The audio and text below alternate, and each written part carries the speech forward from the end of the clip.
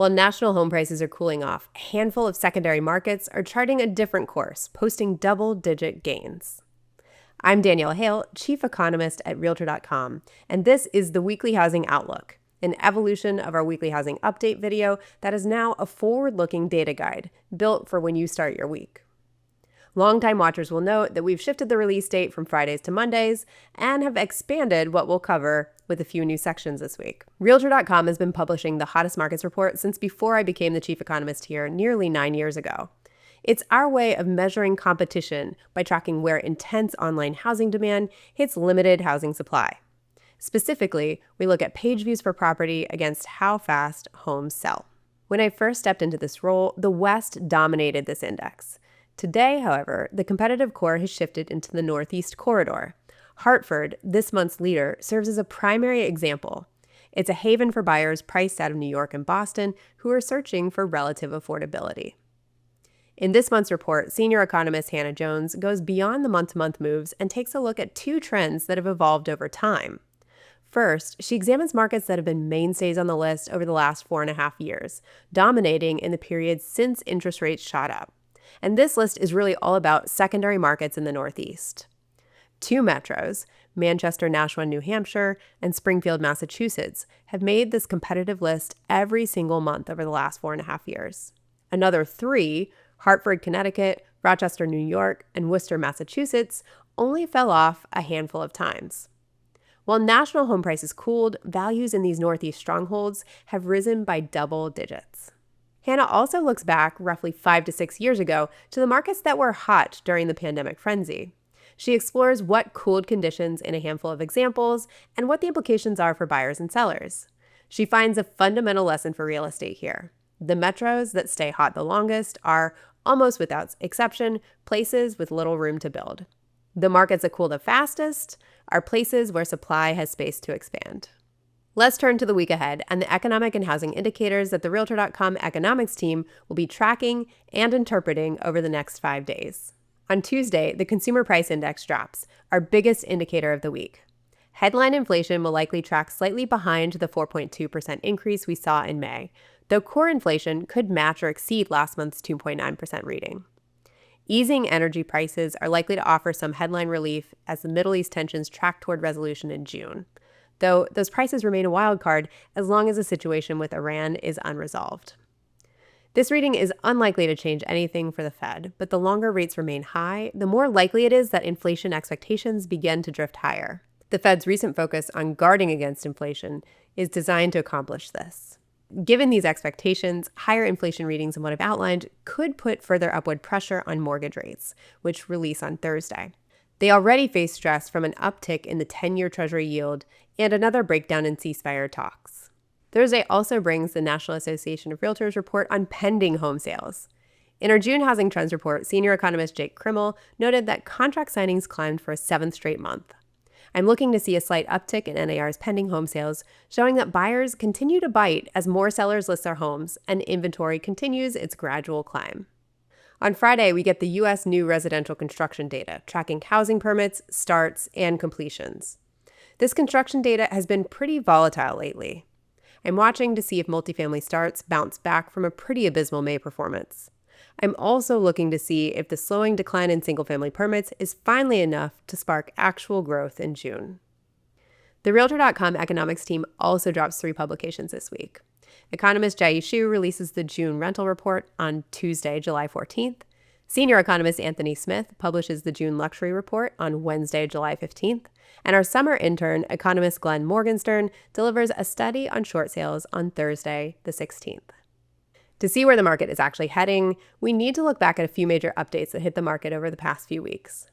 The central baseline is our updated Midyear Housing Forecast.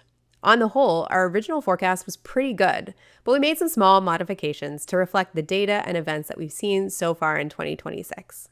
While our mortgage rate projection stands firm, there has been more variability than we originally expected.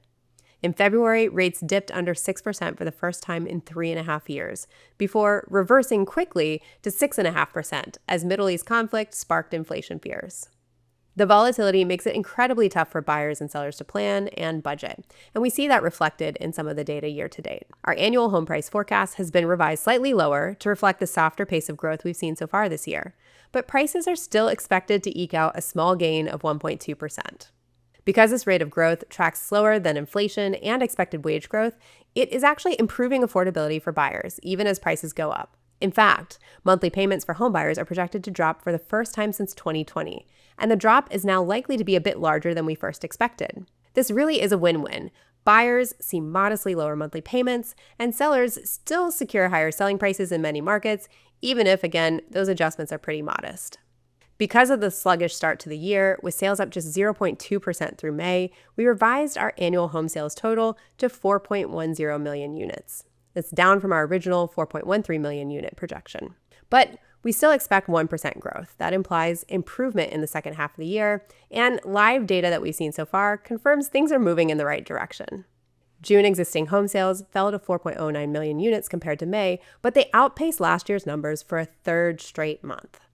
The gain was also by a wide enough margin to bump the year-to-date transaction activity up 0.7% from that 0.2%, so a step in the right direction. Meanwhile, existing home sales prices rose modestly, suggesting that the soft trends seen in recent Case-Shiller home price measures are continuing. The Realtor.com June housing report suggests that sales momentum likely tracks back to changing seller expectations. The median asking price fell 2.5% in June as active listings growth moderated, and new listings climbed annually even as they retreated from May in a typical seasonal pattern. Meanwhile, June's job report was a bit of a dud, with job growth figures coming in lower than expected. Nonetheless, unemployment settled at a healthy 4.2% with rising wages. This update doesn't alter our outlook significantly. The labor market remains in a good place, but it reminds us not to take this baseline strength for granted. Mortgage rates continue to hover around 6.5%, but this big picture average obscures the day-to-day ups and downs, which are a bit larger than usual right now. Over the last 2 weeks, we saw a 6 basis point drop because of peace optimism quickly reverse into a 6 basis point jump when ceasefire negotiations stalled. Today's buyers really should consider a range of mortgage rates when thinking about their home price target. My colleague Anthony Smith discusses these rate movement and predictions in more depth every Thursday alongside others from the Realtor.com economics team. Our team also published a trio of reports that are definitely worth a look. Joel Berner marked the 250th anniversary of American independence by mapping how federal policy has historically shaped homeownership access, leading all the way to this weekend's 21st Century Road to Housing Act becoming law. In another report, Joel tracked foreclosure starts and listings, finding that foreclosed homes made up just 1.3% of active listings in April. This figure is climbing, but remains relatively low historically speaking, and these listings are concentrated in certain markets. Also, Anthony Smith published a luxury spotlight on Bend, Oregon, analyzing the rising price premium in this market renowned for its recreational opportunities. One more new element for this week, we're introducing a mailbag. This is an opportunity for you to get your questions answered, so send them our way and your inquiry could be featured. This week we pulled from social media and our own editorial team for questions. Now I'm going to pull up my phone and look at the questions that we have from our mailbag this week. The biggest federal housing reform in decades is expected to become law over the weekend. How soon can buyers, sellers, renters, and/or owners expect to see relief? Well, this is talking about the 21st Century Road to Housing Act, a bill that passed Congress roughly a little more than 10 days ago with bipartisan support, wide bipartisan majorities, in fact. The bill is really interesting. It has several provisions that are expected to increase housing supply, which is definitely a good thing for buyers and renters. It is not something that's going to provide relief overnight. It's going to take time for that relief to affect builders' plans and for them to adjust their plans. But I do think it's going to be a net positive for the market. It's not going to solve all of the affordability challenges, but again, I do think it's going to be a net positive for the market.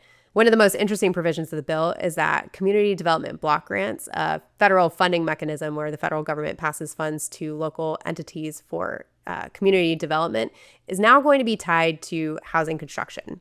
So the federal government can't set policy for local areas, and a lot of the impediment to building right now is in fact local policy hindrances. So this is the federal government's way of not only setting out best practice standards, which is also part of the bill, but then incentivizing local governments to do the things needed to do to get to those outcomes. So the way it works is that over the next couple of years, the community development block grants will include a bonus or penalty mechanism that's based on housing unit production.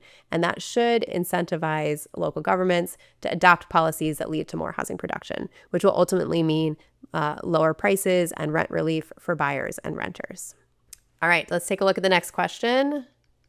Every headline says the national market is finally cooling down. So why am I still getting completely crushed by bidding wars and cash offers here in Connecticut? That's another great question and really hones in on the fact that all real estate is local, and especially now. The Realtor.com economics team produces a market clock that helps people understand what's happening in their local market. It takes those various indicators that exist and boils them down into a simple snapshot of what the market balance is between buyers and sellers. And while nationwide, the housing market is in a pretty balanced place and is definitely cooling down, every market is different. And the Northeast and the Midwest in particular tend to be still relatively hot. That ties into what we saw in the hottest markets report as well. So in these markets, even though the national headlines are cooling, we're still seeing relatively limited inventory, a lot of demand. It's not terribly surprising to see bidding wars. We're also seeing home prices go up in these markets. That means that as a buyer in these markets, you need to be prepared for a little bit more competitive conditions. You need to be prepared to act quickly. And the good news is, in addition to the local data, you can find the Realtor.com market clock, which you can track. You can also work with your local agent, who will do a great job of setting expectations for what you are likely to experience shopping in your market, and can help you come up with strategies to navigate a market that may be a little bit tougher, like you'll find in the Northeast or in Connecticut. How are trends in your market tracking against the national trends? What did you find most useful in this new video format? Let me know in the comments below or on your preferred social channel. You can still find all of our research reports and housing data for download at Realtor.com/research with direct links in the description. You can also subscribe on YouTube so you never miss a morning briefing. I'm Danielle Hale, Chief Economist at Realtor.com. Thanks for watching, and I'll see you here next Monday morning.